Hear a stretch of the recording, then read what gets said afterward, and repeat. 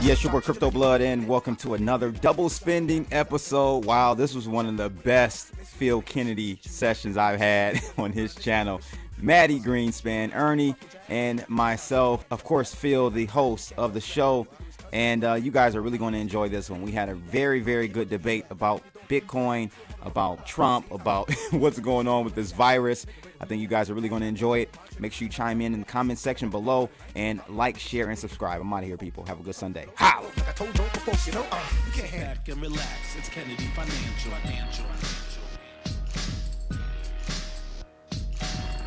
All right, here we are back at it again. You know who is on the round table this evening. Thanks to everybody for tuning in live. Thanks for smashing the likes. We got Taylor chiming in. What's Taylor got to say? We were waiting on Maddie. Of course, he's kind enough to be doing this from many time zones away. Taylor implying Maddie is taking a bong rip. How do you know, Taylor? He could be up to anything. So, show brought to you by the KF Store. You know where to go for all the different things that we have in there, including the Make Gold Money Again coffee mug. I'm not drinking from that one tonight. I just got the regular one with my co-host brother on the side. Also, got to thank our sponsors for continuing to keep the show alive. Thanks to John Connor, who's new, David Duran from the UK. Thanks for being a part of the KF Patreon supporters and joining the Facebook Elite group. So, they're back at it again. Maddie Greenspan, you can find him over at Maddie Greenspan on Twitter, founder of Quantum Economics, trader, analyst, you know, from all over the place.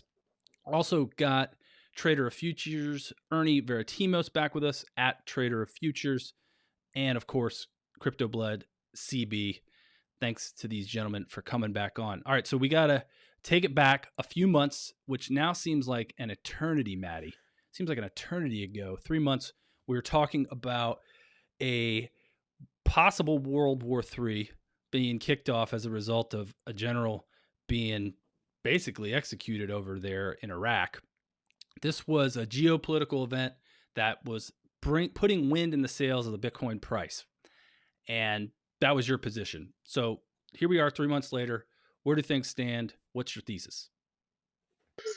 Hey, what's up, Philip? I do wish that I could agree with Taylor, and I wish I was taking a bong rip, but unfortunately I have three children in the house. And for some reason, they are all awake at 2 a.m. But yeah, that's how life goes sometimes. Sometimes you're flush and sometimes you're bust. And when you're flush, like Bitcoin was in January, and the stock market for that matter, even extremely what might be perceived as bad news can be good news. So something like general being assassinated in Iraq could seem potentially destabilizing, but yet it was extremely good for asset prices, and that includes gold and crude oil and, of course, Bitcoin. These days, however, we are not flush. We are what's called bust, and asset prices are declining across the board. I mean, we don't know if we're out of it or where we are in the middle of it right now. It is quite volatile, but we have had a period of not so fun, and we're going through this period right now. Probably, I myself am in going into day 35 of quarantine here in Tel Aviv. I imagine that most of you are the same. Yep. Ernie, your reaction. How are you doing in quarantine up there? Well, it's no different than my normal routine. I've been a hermit now for about 25 years, being kind of like working from home, since about, since the late 90s. Even when I worked for Sun, I was working out of the home. So, for me, it's just another day. It's like a cakewalk. But things are definitely different though. For one, I can't go to pool on Tuesday nights, at least for now. Hopefully Right. that will Your come non-ball back. game. That's right. I've got my N95 mask all set here, but I'm going to create my own custom face mask because I'm definitely not going to go out like that. We got a couple of guys there that have issues too that I don't know if they'll show up again. One has COPD, another one has cancer, and it's a bunch of old farts playing nine ball. Other than that, everything's peachy here. I live in a fairly affluent area of Massachusetts, and people don't seem to be really affected. I mean, they were affected. I mean, I see a lot of people around. We take trail walks. I see more people than ever on the trails. I live in the middle of a wildlife sanctuary, so I see more people than ever. Never saw them before, so that's kind of interesting. Of course, everybody gives each other their social distance, so that's a little bit different. But the good news is that the United States is going to be opening up for business in just a few short weeks. And I think that there is a huge sense of optimism right now that is rolling through the country. It is reflected in the stock market. The stock market is poised, I think, to hit new highs very soon. The one very interesting part of the market that has shown incredible resilience are gold miners. The majors, the mid tier, the juniors, the royals. They're all going like gangbusters. And I think that, like I said, I think that there is a sense of optimism.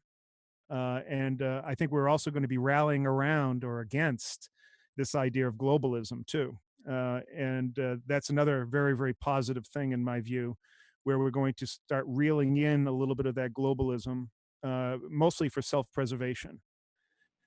Of course, other people like Bill Gates and the Gates Foundation have very, very different plans in that regard. They personally, I think he thinks that globalism is the answer to all of our woes.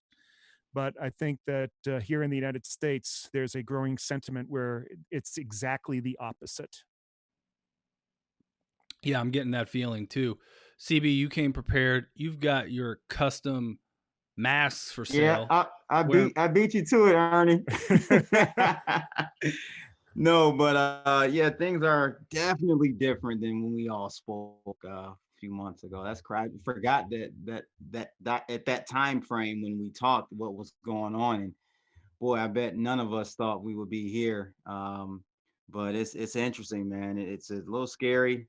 I'm in Michigan here. I know Ernie said everything's copacetic in Massachusetts, but you guys just passed us for number 3 in cases. It ain't all copacetic. It's not all rosy up there. But here in Michigan, it's pretty rough, man. It's pretty rough, especially in the Metro Detroit area. I'm in the suburban Metro Detroit area now, and it's not looking too good. You're living under martial law. Nah, it's not that bad. We're all living under martial law. This is what it's happening right now. We've all not yet. readily given up our freedom. Yeah. Hey, look, man. I always say they'll always take advantage of an opportunity, right? They'll never let a crisis go to waste, and that's what we're having going on now, man. And but as far as the markets, though, I kind of disagree with you, Ernie. I think that we are in a suckers rally in the equities. I think this is a dead cat bounce.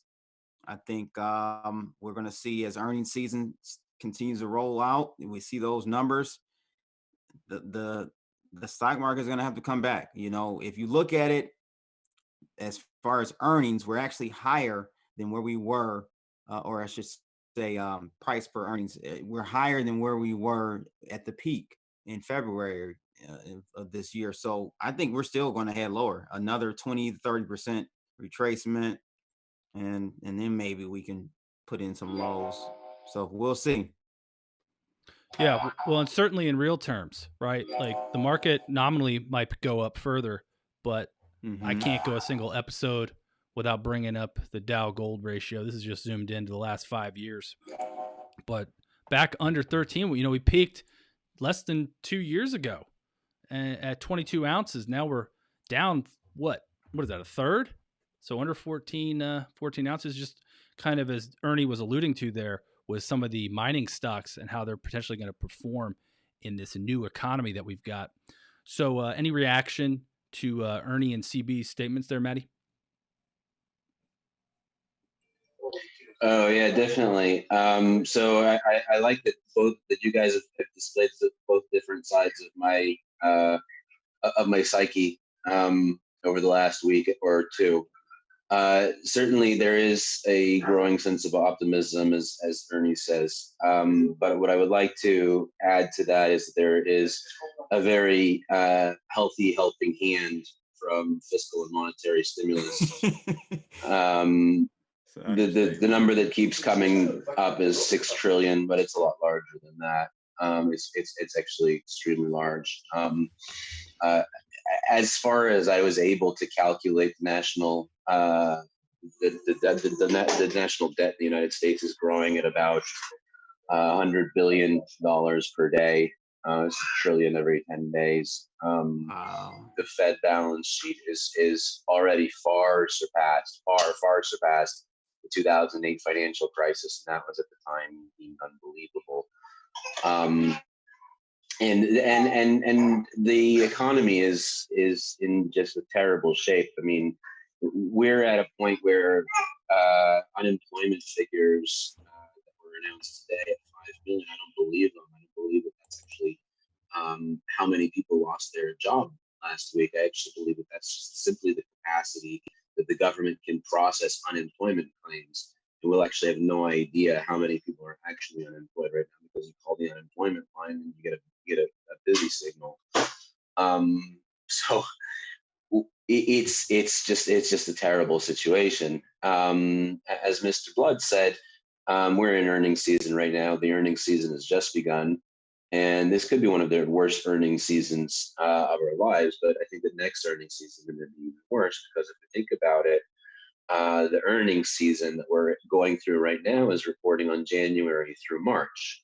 And the rolling lockdowns only really started mid-March. So you're really only going to get a picture of the last 2 weeks. What we're looking at in these earnings right now are actually how companies are reacting. And we got a big whiff of that in the financial earnings, which the first week of earnings season usually focuses on, is that the big banks are basically they're just hoarding cash. They're taking as much cash as they can. They're waiting for these bad loans to materialize.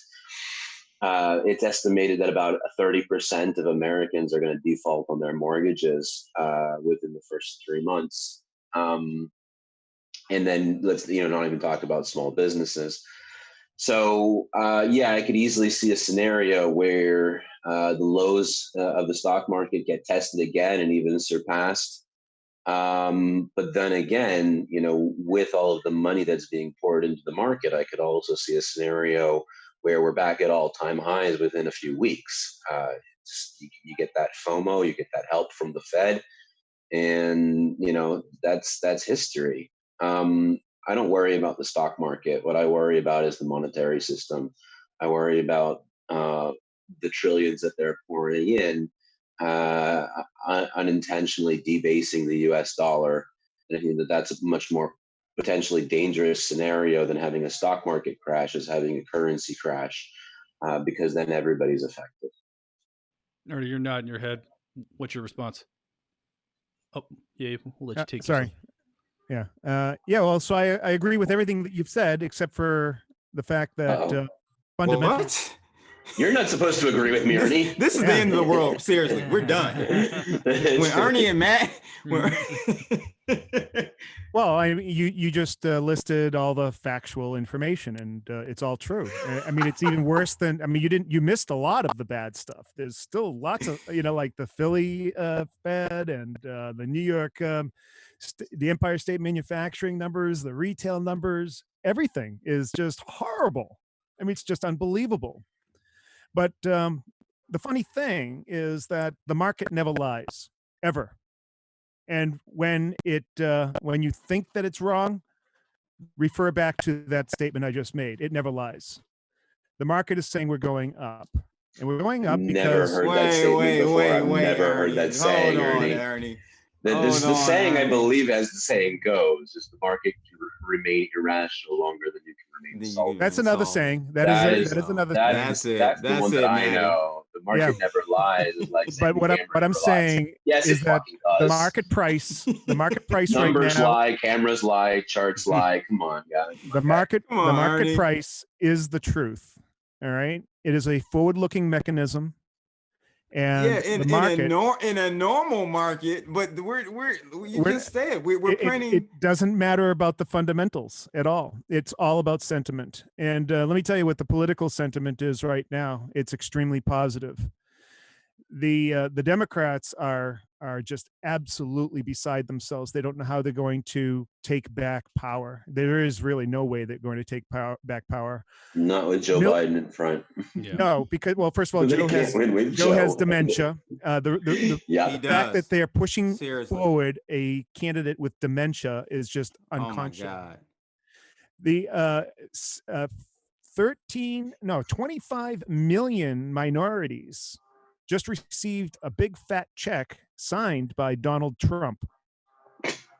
All right. Now, you may scoff at that, but there is a rolling, huge sentiment going through the social media waves in huge support. I think what you're going to see, it's often said that if the Republicans ever got just 10% of the black vote, that it would be a sea change. I believe that he's going to get 30 to 40%. At least. Trump sealed the deal with that name on that check, boy. That's right. Let me tell you. And look, you can make fun of it, you can scoff at it, but that's the reality. He is building what Trump did basically is that he outprogressed all the progressives. He took conservatism and completely stretched it to the left. Yeah. And he did progressive and leftist better than the Democrats could ever do. As a matter of fact, the Democrats now are rejecting all that stuff. They're rejecting any kind of physical or fiscal stimulus or helping. I mean, they're doing everything that they can because of their hatred for him to try to make him fail. And the American people see this. This is a just going further. Ernie, you're buying into the president's BS. I'm sorry. Oh no. This is an objective viewpoint. I don't care. I really don't care. Well, I thought this was a debate about the economy, but somehow you've wound it up turning it into a debate about no. I'm telling you Trump's why approval rating, which is very Trumpian of you.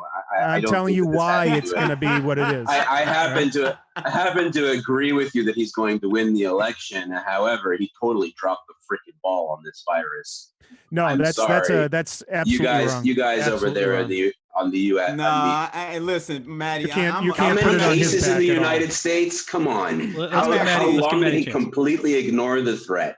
He completely ignored it. Okay. He did not completely ignore it. As a matter of fact, he was one of the very, very first to actually do something about it. Do what? First of all, the ban from China. Did he produce masks and ventilators? No, only after the first death. That is totally besides in the United United States. No, totally. That is the point. No, it's not. That is the point. That's not the way people here look at it. How you look at it or not look at it, that is the point. He totally dropped the ball in the response to the threat. Maybe he closed down the flights from Europe only after it was already rampant in the United States. It was way too late by that point. That was way too late. The production of masks and ventilators, the coordination of the hospital system, that is how you tackle the threat, the coordination of rolling lockdowns, those type of things. And he did none of that, okay? And nobody did it, and nobody foresaw it. As a matter of fact, if you go back and you look at all the news reports and all the speak from every single politician on the left and right, they were all saying the same thing. They were all saying, and you can't go back and do revisionist history. I'm sorry. I agree that he's going to win this election with ease. He's going to hop, skip, and jump to it. But to say that he did a good job at anything here, I'm sorry. I didn't say that. I really, he could have done better, but that's all hindsight. All right. If you go and you look at the news, they're going back and saying he didn't do this, they didn't do that, but they were completely on the side of not doing anything, doing everything against what he did do. All right, let's get CB. I'm gonna take a. Let me just get my two. Just go back and look. Just go back and look at the news reports. Here's my thing. I'm gonna take a balanced view of this, and because I am or have been in the past actually a Trump supporter. So when going into this whole crisis, I'm looking at what he's saying because I've been following the virus since January 22nd. That's when I did my first video on this whole situation. When I heard Trump say this thing was going to disappear and magically go away, I said, "Oh my God, he is." That was bad. I can't believe he did that. Right. So then you fast forward. He played. He downplayed the virus and just kept downplaying it. And then he did, like you said, he did one good thing. He did shut down China, but he didn't shut down Italy. He didn't shut down Canada. He didn't shut down any other country where there were thousands of people from Wuhan coming in from. I agree. So I agree. But when he was doing that stuff, they were admonishing him for it. I agree. No, they were. Right? The Democrats were. All right. So for them to go back and then revise it, saying that he wasn't doing the right thing, they would have done worse. No. I think we would have. I think it wouldn't have been any worse. We could have done better. Maybe. We could have done better. Let me chime It's hard to imagine. Yeah. But they were criticizing him for making all those moves. I'm on Maddie's side. And the WHO one thing I want to say though, really quickly, the common thread though, I have to say, Maddie, that I'm seeing is that Western cultures all took this. I don't know what, like they spend billions of dollars on intelligent program, like these intelligence agencies, right? Why? How could they not have seen that this was worse than it was reported from China from the get-go? I don't understand. I just don't understand. So it wasn't just Trump. If you look at Justin Trudeau or whatever his name is in Canada, you look at everyone else, they did the same thing. I don't understand. Well, I can tell you why, because we put too much faith in the WHO. Yes. That's what it was. Yes.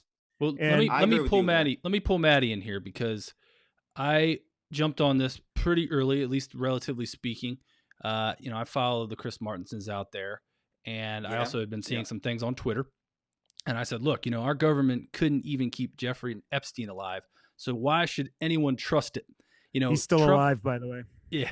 Trump has an uncanny ability, Maddie, to assign blame to others, right? If I were to allow a neighbor kid into my house and they got both my little boys sick, my wife would not blame the neighbor. She would blame me. We knew for months. I mean, ABC was reporting there on January 26th. We knew well in advance, hey, this is really serious, right? Yep. Very true. So to your point, no, to relabel it as a China virus. I mean, that's just classic Trump, and we've seen countless. Oh my God! We've seen countless. You got to be kidding me! No, it's just we've seen countless. So it's not a China virus. Well, it doesn't help. Who cares? Oh, I care. Who cares? I care. It's I not care the about point where the virus came from. When China learned about their problem, when you're dead, do you care who gave you the virus? Domestic flights. Come on, man. Wuhan, when somebody dies, left open international flights from Wuhan. People? Oh. China deliberately infected us. They carpet bombed us. Deliberately infected us. Yes, wow, that is a massive allegation, my friend. It's true. I wish you had. If you had proof for that, I might believe it. But until then, it's just. A massive allegation. I think it was a bioweapon. I think it was human created, but I actually think it was leaked by mistake. I do too. Look at the SARS one. SARS one was also. And neither of you have any proof of this. We might never find out what happened here. Proof is emerging. Proof is emerging. But I will say we probably will never have definitive evidence of where it came from. There's enough circumstantial proof leaked into human beings. There's enough circumstantial proof already. Yeah, the way that circumstantial proof. I've never heard let me just lay it. Let me lay it out for you. I'm pretty sure that circumstantial proof is not admissible in court. Well, we're not in a court of law here. Oh no, we're in the court of social media. Right. No, we're in the court of geopolitical.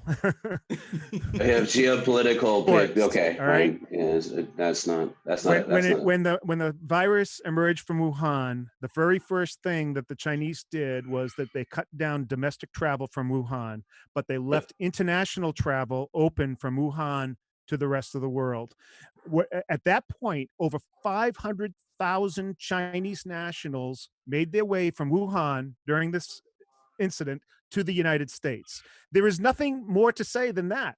They essentially carpet bombed the United States. Well, it wasn't the United States. It's the world. I mean, Yeah, No, the rest I'm of the just I'm world. just talking about there were literally 500,000 came into Ohio airports, Did just in you count Ohio. them? I'm just wondering if you were at the airport with a clicker. So my thing is, I don't. The reason why I think it was a mistake that it leaked out was because it's a self-inflicted gun wound. It's not like this helped China. China is in a worse position than any of us. If you truly think about it. They still are, but they're lying about that too. No, I'm saying economically they are. They're in a worse situation from this virus than anyone else. Yeah. Now you've got the whole world turning on them one by one. Yeah. You know, their initiative of one belt, one road. It's not only the response to it. I mean, physically, their economy took probably the biggest hit from all of this of any, and they were the first to lock down, and they've also lost their customers. I mean, their customers are on lockdown; they ain't buying shit, and all because of their CCP. If they didn't have a CCP, it wouldn't have gotten this far. Well, guys, I don't understand what a CCP is. Let me chime in. Chinese Communist Party. I've been following this Jennifer Zhang here for a while. I think I put her tweet here out. She posted this on February 15th. They translated this very interesting letter. Notice on the control measures of the unexplained pneumonia and the strict prohibition of foreign personnel's entry into the school. This was the Health Commission of Wuhan, written on January 2nd. I mean, that's pretty disturbing. They kind of knew that something had escaped way back then. Yes, and of course they knew. Yeah. So that's a little disturbing, right? That they knew it was bad. They were afraid to say anything. I mean, really, Caitlin Long's been all over this from the beginning. She said this is China's version of Chernobyl. Is that a fair statement, Maddie? Well, not only. I'm sorry for interrupting. Go ahead. No, it's messed up. It's the world's version of Chernobyl. I mean, I don't understand why it's specifically. Okay, yes, China does need to crack down on their wet markets, and we should. It had nothing to do with the wet markets. It's zero. It says you. You have no proof of that. You have zero all the proof reports of that are coming statement out right now as we speak. Okay, so then when they come out, we'll read them and determine. But until then, I think that it's pointless to argue over where it came from, and I think that we need to weigh the responses. And you know what? At this point, what we need to weigh is the market reaction to them, because that's, I think, what we're here to do. And I don't think that understanding where the virus came from is going to help me necessarily place my next trade. That's an excellent point. That kind of brings us back, guys. Point. So, noted Bitcoin critic Peter Schiff, never letting us down, always picking a day to pick on Bitcoin. He says, I have a question for Bitcoin hodlers. If a global pandemic, crashing stock markets, worldwide recession/depression, 0% interest rates, unprecedented government borrowing, and fiat money printing, plus a breakout in gold hasn't caused Bitcoin to go up, what will? Maddie, how about you take that one and let's go counterclockwise on it? Sure. So I was on the stage in a conference in Amsterdam almost exactly a year ago, when somebody asked me if there is that global recession, and at the time everybody was there was something like 70% chance of a global recession within the next 2 years, if you remember that period of time.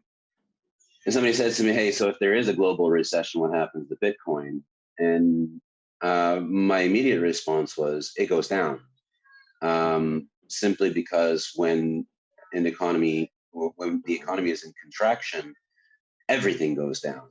Assets from left to right across the board, from property to precious metals and stocks and bonds and everything go down in value.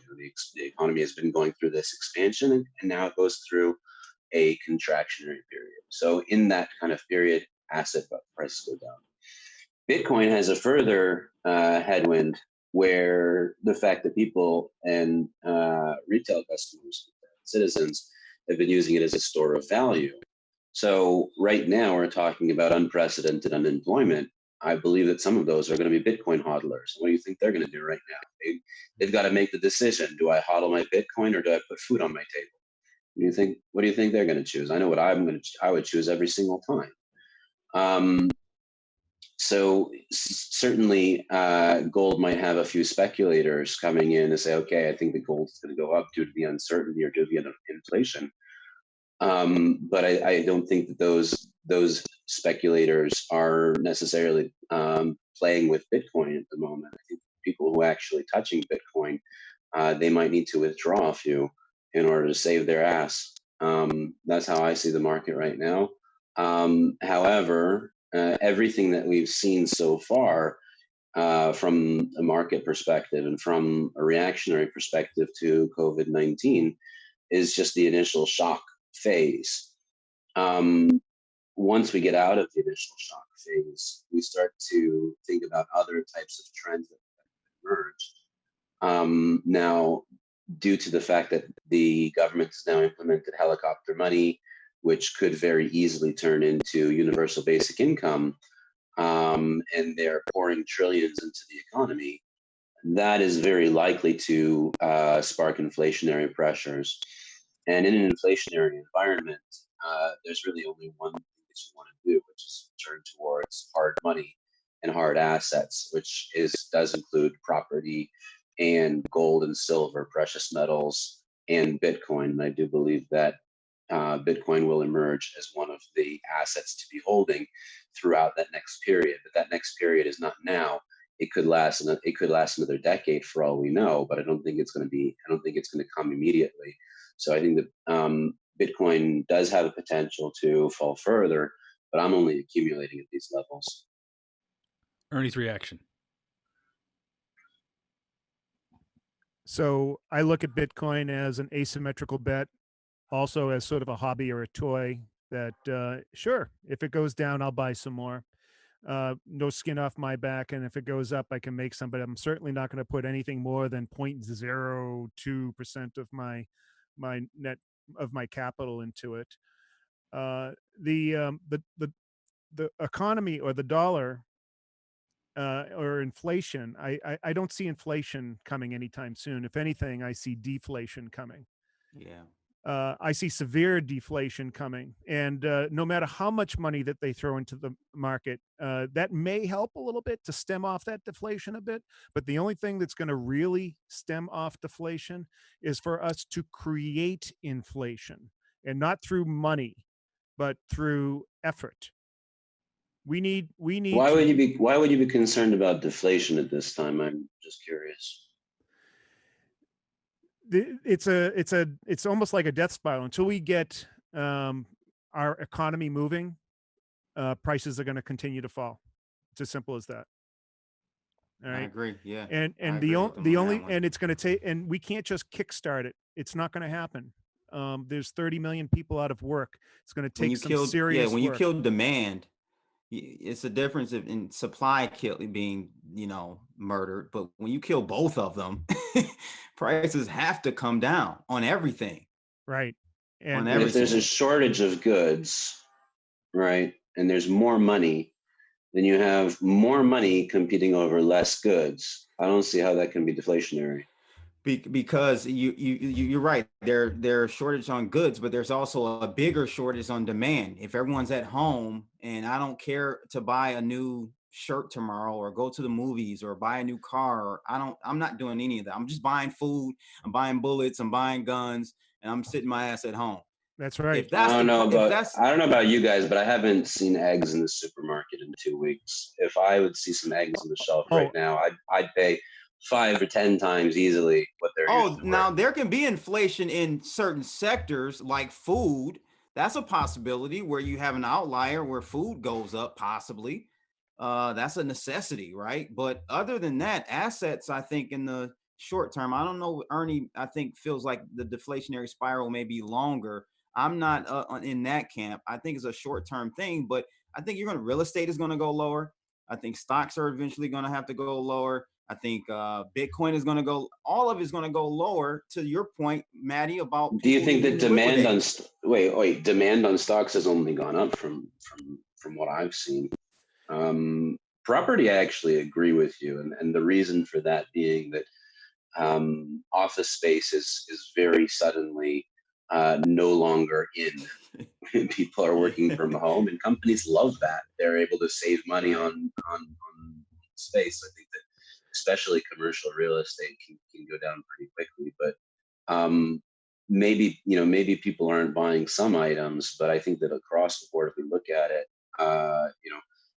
there has been inflation in asset market, in the stock market, over the last 10 years. That's where most of the inflation has been happening, not on the streets, not in stores, but actually in the markets.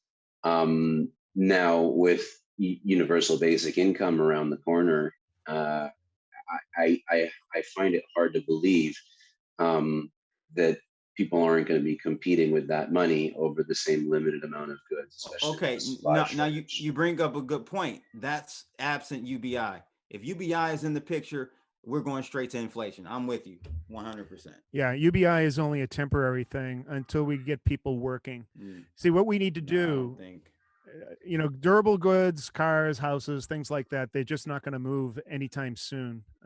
What we need to do is we need to refashion the way we do business. It's a brand new world, and nobody is really thinking here about, well, what does that new world look like? We have to create it.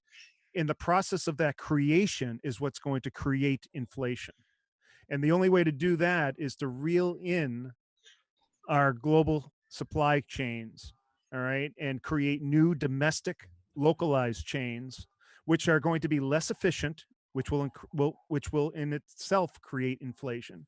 It also means that, and that's because it will mean that we have to hire local people at higher wages, which will also create inflation. That's what's going to inflate ourselves out of this to make ourselves a more robust nation, and cut a lot of those global ties. Globalism is dead. That doesn't mean that we're not going to have global trade. It will still be there, but it is going to be a shadow of itself for our own protection. And that's Agreed. where I think we're heading.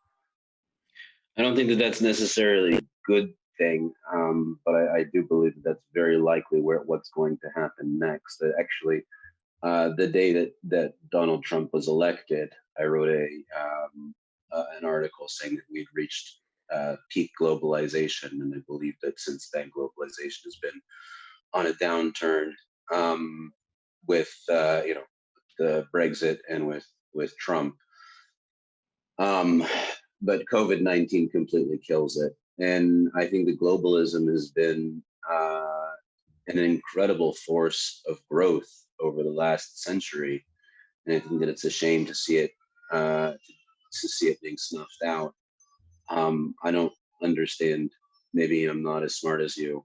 Why? There's nothing to do with smarts. It's just I don't right in think front I of, don't it's just right in understand front of your why. face. It's right in front of your face, man. I don't come on. understand why having things local is necessarily better, where you can have It makes us access anti-fragile. to cheap. Okay, you can have access to cheaper labor, cheaper goods, and Not at the expense of our own labor and our own ability to produce. So bringing everything home will bring price inflation. That is another aspect of price inflation. What you're going to do here is you're going to kick yourself in the tush, because the U.S. dollar has been, the United States #1 export over the last half a century, and you're able to, you've been sitting in a very pretty situation where you've been able to create them for free and then bring in goods from elsewhere. And then suddenly you're saying that you'd rather not do that anymore. That's okay, correct. that's fine with me, but you're giving up on something in order to get what? Locally grown goods, which are not as good in quality, and much higher quality. Much higher quality. You're gonna have to pay for them. Maybe higher quality, but the pricing is going to be 2 times or maybe even more. And you want to know something? How much would an iPhone as an cost American, if it I was will pay produced in the 5 United times. States? Oh, Like yeah. $2,500. But how much would I will pay 5 I- times as much for it to be grown in the United States or made in the United States. How much would an I will iPhone happily cost? pay. Happily. I don't. I would Well- say like $2,500. Yeah, an I would iPhone say would like cost $25,000. Just so folks, just so folks remember. remember, we kicked off. Peter Schiff, known critic of Bitcoin, saying, "Hey, look, we're in a global pandemic. Bitcoin isn't pumping. I thought this was a safe haven, a store of value." As a reminder to folks, he did have a wallet set up for himself by Eric Voorhees. No, didn't the wallet forget its password? Yeah, exactly. And yeah, the wallet. and you can see here, Pomp helped him even load it up with a bunch of Bitcoin by telling people, "Hey, here's Peter Schiff's wallet." He lost the PIN, the password, whatever. Never wrote down a seed phrase. I'm a nerd, so I checked, and yes, the 0.21 Bitcoin are still there and permanently lost forever. So take his opinion on Bitcoin with a grain of salt. 25 days till the Bitcoin halving. The hash rate is at or near all-time highs. Things are looking pretty good, Maddie. What do you think about the hash rate? The hash rate will come down after the halving. Many of the mining rigs will no longer be profitable, and they're going to have to capitulate, which is fine. We understand that that's how halvings work. I don't know. We'll see. We'll see how it goes. Really, I mean, as far as I'm concerned, I'm accumulating, and I think that the halving event, if we look back, has always been a force of Bitcoin growth in price, but it's not always immediate, and I think that it can take a few months for the miner capitulation to play out before it translates into higher prices for Bitcoin. But what we're looking at now is an alternative to fiat money, which is scarce in nature, and there aren't a lot of things that are scarce these days. Speaking of which, real quick, because we got a question. QP's asking Maddie, is the Bitcoin having already priced in? No, oh no, not even close. The Bitcoin halving will not be priced in for many, many months. All right, Ernie, your reaction. It takes a while for these things to play out. So speaking of looking for new fiat choices, right around the halving, the Chinese are going to be releasing the digital Chinese yuan in beta format.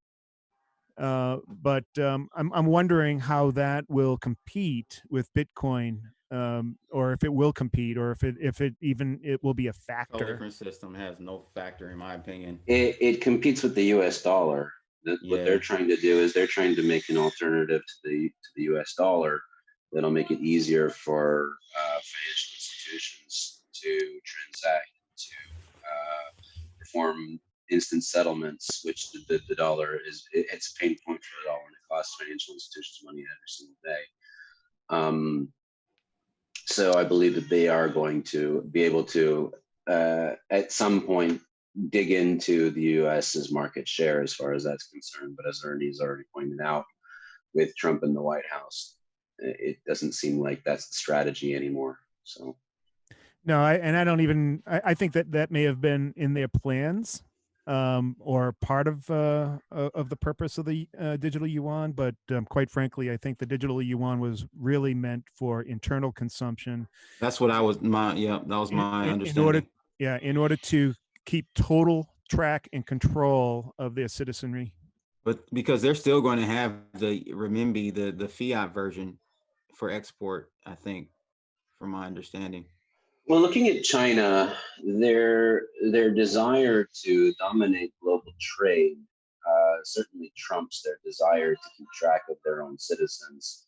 Certainly, this is going to help. So a CBDC, central bank digital currency, is good for a lot of things.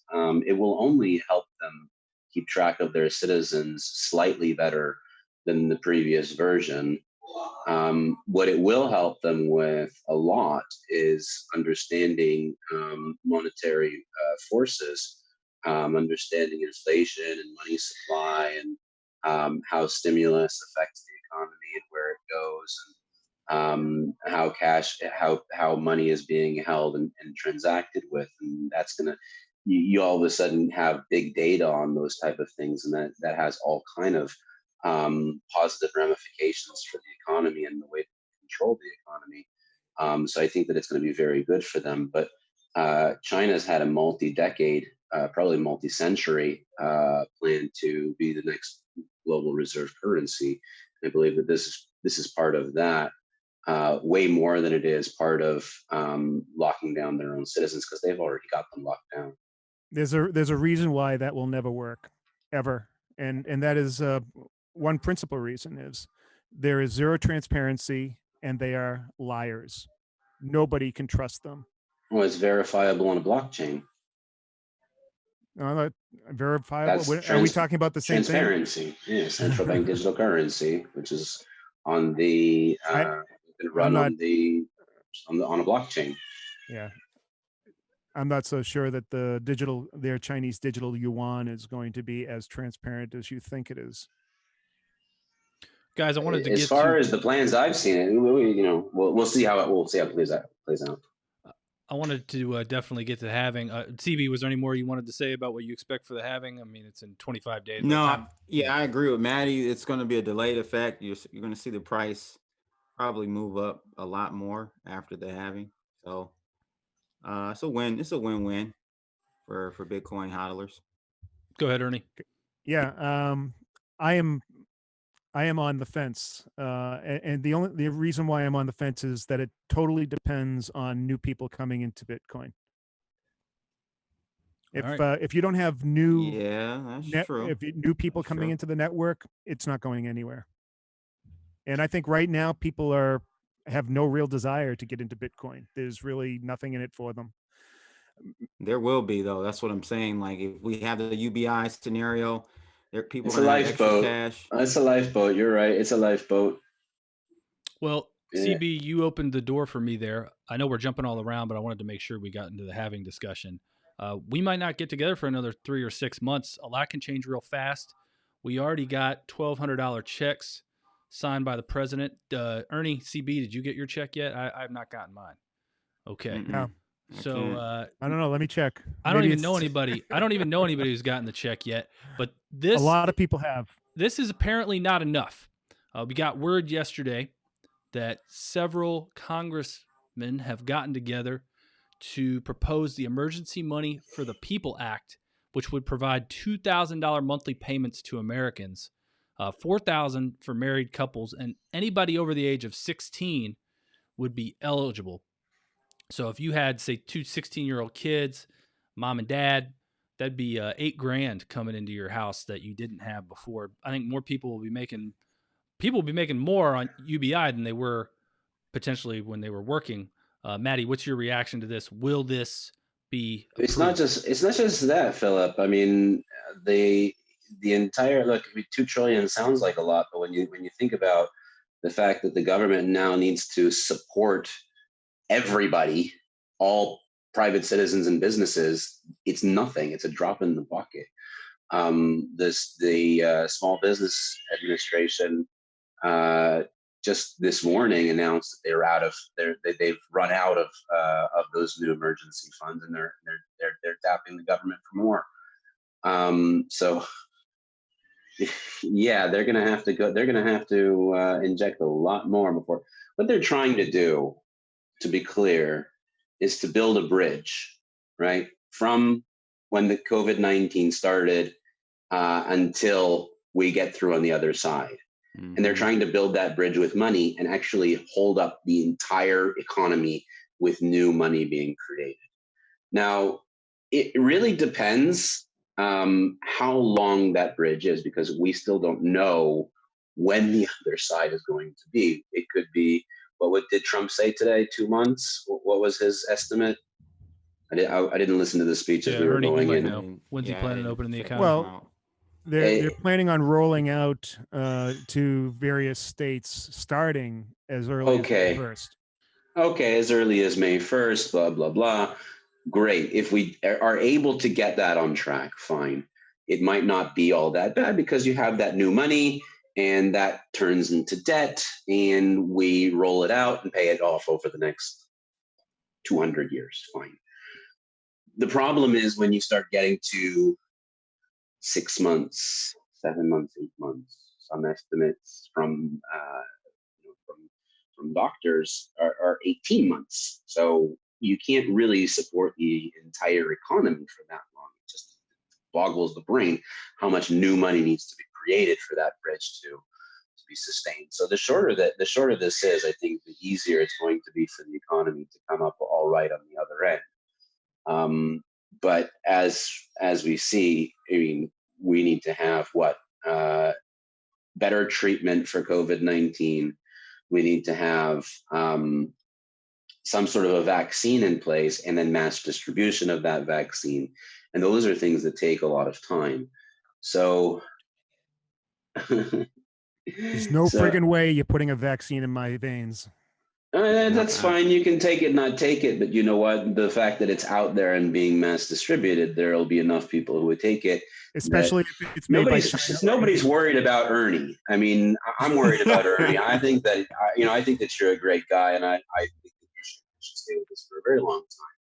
But what they worried about is the hospitals overrun, right? This is why we're in This is why we're in lockdown, not because they worried about some people dying, because that can't be helped. They're worried about flattening the curve so that people go into the hospital in their turn rather than going to the hospital all at once. Yeah. So my issue is, and what's not really being talked about in regards to this virus, is because it's such a new, or it's a novel virus that we've never seen in the wild before. There are a lot of side effects. We only look at really like who lived and survived and who died. It's kind of that black and white thing, but there are people who have survived this, who, one, get reinfected. They're not talking about those individuals. Two, have lasting effects from this, from heart conditions, permanent lung damage. Even this virus is passing the blood-brain layer, so it's getting into your brain and causing many issues. This has been reported many, many times around the world. So I think we may open up. I think we're going to shut right back down because it's too virulent. And the latter scenario that you talked about, Maddie, as far as it going on more than 2 or 3 months, is a real possibility in my book. I think it's like 90% chance that that's going to happen. All right. Well, this is where I think we're at. I think that a lot more people have already been infected than we know. I think that the numbers are something around the order of 70 to 80% are asymptomatic, and as many as 50% never even know they have the virus. So it's very possible that we may be heading towards a herd immunity. And if we start doing testing and a progressive rollout, we should be able to skirt this entire issue. Now, I don't know. The only way to tell, or the only way to affect that kind of solution is with expanded testing. So yeah, we get those antibody tests going, we'll know exactly that number that you're talking about, and that would give us a better, clear direction on what's going on. But once we get to herd immunity, it's not going to be an issue. Everybody can go back to work. The chances of somebody, and then only isolated incidences will happen.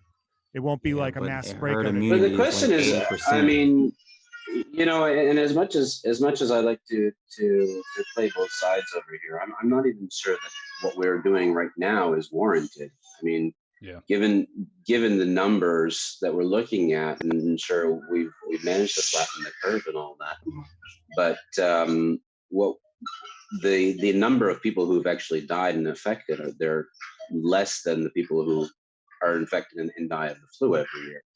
So I don't know. Is that worth shutting down the entire economy? Yeah, sure they would have been worse.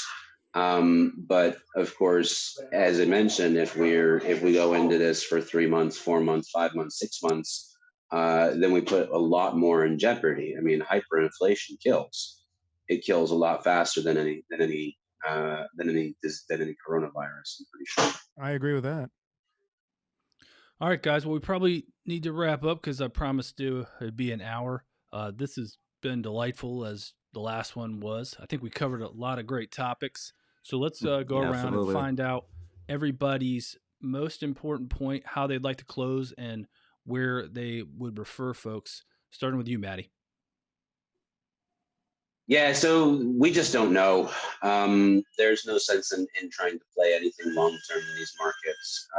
There's no long term bet that you can make that make any sense. Diversify yourself, diversify your portfolio as much as you can, and try to trade for the short term. The only long term bet I'm making right now is Bitcoin and a few of the high quality alts. But other than that, I mean, everything from the stock market to to all of the other trades that I'm making. It's all short term trading right now.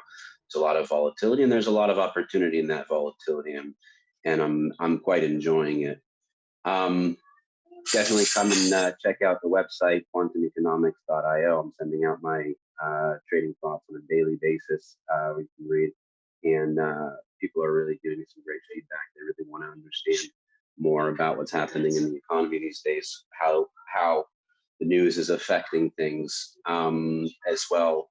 Explore the website. We've got something for everybody. Whether you're a new trader, you can learn how to trade, or if you're even an established broker, we actually are.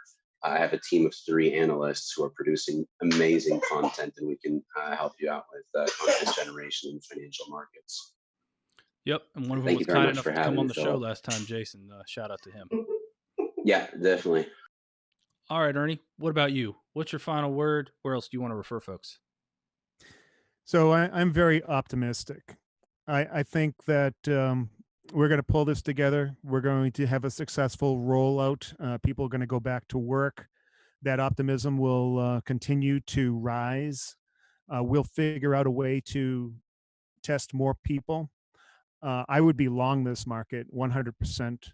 I'm also, like Maddie had said, mostly cash, gold, um, and long vol. Believe it or not, I'd be long vol. Not right now. Perhaps once volatility gets down to around the mid 20s, I'd be long vol. And as far as where people can go, they can go to. I have a new site, by the way, or a new service that I'd like to mention, if that's okay. Yeah, hit it. Yeah, it's called Asymmetric Advisor, and it's really built on the idea of resource trading using asymmetric risk and developing what's called a dragon portfolio, similar to what they do over at Artemis Capital. Good deal. Okay, everybody, go check that out. I'm going to put the links in the description box. What about you, CB? What's your final word today? Where else should folks look for you? Yeah, Your I show. think final words for me would be that I think people need to take this a little bit more seriously. This virus, that is. I'm in Michigan, one of the harder hit areas in the United States, and I'm seeing it firsthand. I mean, I've contracted it. My wife has. Officially, she's on the numbers because she got tested, so she's gone through it and still going through this process. It's not a 2-week thing as the media is telling guys.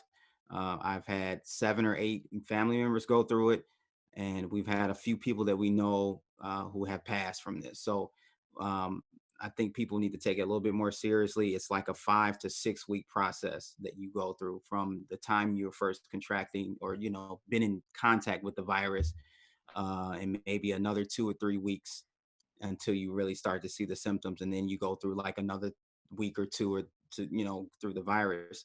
And that's all we know so far. China has kind of left out so much research and not telling us things what's going on with this virus. But that's my take on that. I think cash, like Ernie said, is a good thing to be in right now because cash is king in a scenario where you have a crisis. Bitcoin, of course, is good. Dollar cost average in, you can't time the bottom. And you're still doing Off the Chain, right? Everybody can Oh find you yeah, over at your YouTube channel. every weekend, Saturday 8 p.m. I had Maddie on. I got to get Ernie on. That's going to be a good one. But I've had Maddie and Phil on, so definitely guys join in on those every weekend, 8 o'clock Eastern Standard Time. Perfect. Everybody go check them out.